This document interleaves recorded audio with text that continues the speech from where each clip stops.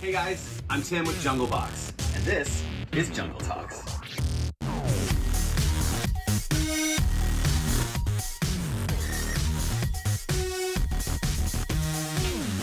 Hey guys, what's up? It's Tim with Jungle Box, and today's episode is about expandable gap foam. When and when not to use this foam. So many videos out there show people using this foam as a background. They squirt it all over the back of the tank. It's probably one of the worst things you can use actually because the plants can't root into it. It's inorganic, it's basically plastic.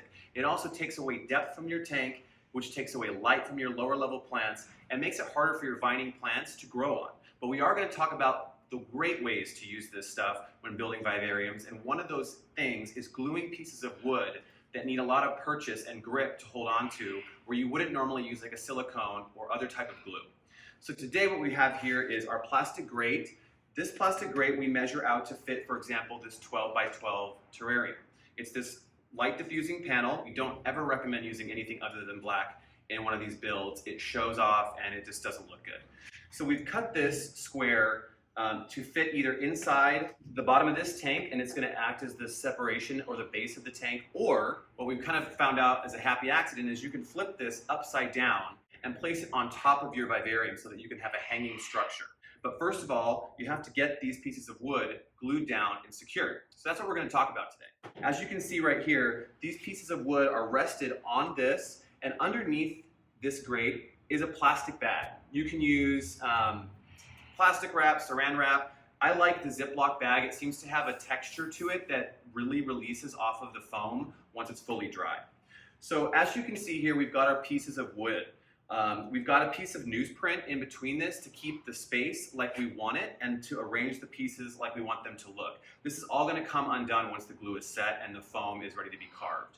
The fishing line here you see also is just here to bind these pieces together and wait for the drying process to happen. Once the foam is expanded and dried and it's set for 24 hours, we're going to take all of this off, carve it away, and you'll see the finished product. So we have our gaps and cracks filler. We're going to give this guy a good shake. Always recommend using gloves. It's really hard to get this stuff off of your hands and arms because it doesn't wash off with soap and water. A little of this goes a long way. So start easy and then go from there. You don't need to add a ton of this stuff. We're going to go around the edge here. And as you can see, I'm kind of going up the sides a little bit of the pieces of wood. We're going to carve this down later, but what that does is it helps grip the wood and helps give you a bigger surface area to glue down. Some of these pieces of driftwood can be kind of heavy, and so you want to make sure that they're not going to go anywhere on you once they start to get wet.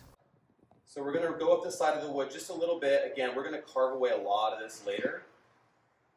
Inside the back where you're not going to see it is probably even a better place to go up the side. But again, a little of this goes a long way. This is going to double or triple in size once it dries. And so you really don't need to go too overboard here. You're just going to waste it, and you're going to have to do a lot more carving.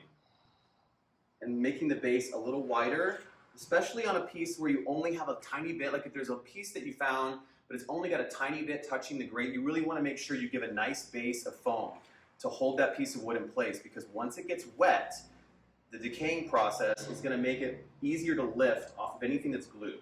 This stuff holds pretty well for a long time, but still, you want to make sure you give yourself plenty of surface area to hold those branches in place. So if you can visualize what this would look like, it's either going to kind of look like a mountainous structure if it's this way in the tank, or it's going to look like kind of like a conical downward action if it's flipped upside down. So stay tuned, we'll show you what it looks like when it's done being carved and put in the tank. So we're talking about foam, and this is an example of a background that we use foam on, and some of this rigging here with the tape and the fishing line that you see, we're going to talk about that in one of our other episodes on how to prepare to build a background. But suffice it to say, this stuff is just to keep the glass safe and to keep your wood in place while you're waiting for the glue to dry, similarly to our volcano or mountain structure that you saw us try to foam earlier. So right now we're going to show you how to carve away the foam. Super easy. All you need is like a basic kitchen knife. A razor blade is usually too short. There's not enough dexterity with that, so I really just do like a regular steak knife. A serrated one and a sharp one is even better. All right, guys, so we're carving this foam here. All of these big bubbles and these big pieces, this is stuff you just don't really need. It happens as the foam expands and it naturally wants to make a rounder form. So you really just want to kind of try to start to peel off this extra stuff. It doesn't have to be perfect. You're gonna cover this with brown silicone and tree fern fiber or cocoa core, something later. You'll notice that on the back of the tank here, there's already brown silicone on here. This was done before we put the foam on. Otherwise, the foam will actually pull away from the glass as it shrinks and ages. So you don't ever want to foam on raw glass or it will cause you problems in the future. All right, so we're gonna go all the way around this thing and we're gonna try to make the shape of this foam gradually kind of fade into the background. We want it to look natural if we can. Like I said, again, we're gonna cover this up later, but you do want to try to get the majority of the bulk of the extra foam off of here. So see how you're starting to get a nice curvature here? It kind of looks like it could be part of the branch or part of the tree. That's the goal, is to get a little bit more shapely with the foam and have it look a little bit less what we're gonna call like contrived or unnatural. And some of this extra stuff in here, this base, this outline, that's really what's kind of holding all this in place. This extra stuff up here is just not necessary to hold this branch in place.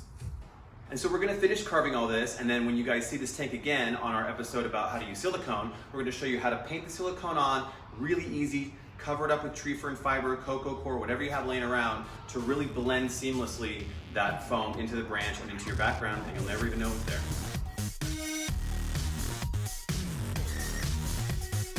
Hey guys, thanks for tuning in to this episode of how to use foam correctly for a vivarium or terrarium build. Don't forget to like and subscribe, leave a comment, let us know what you want to know more about, and otherwise, this has been Jungle Talks.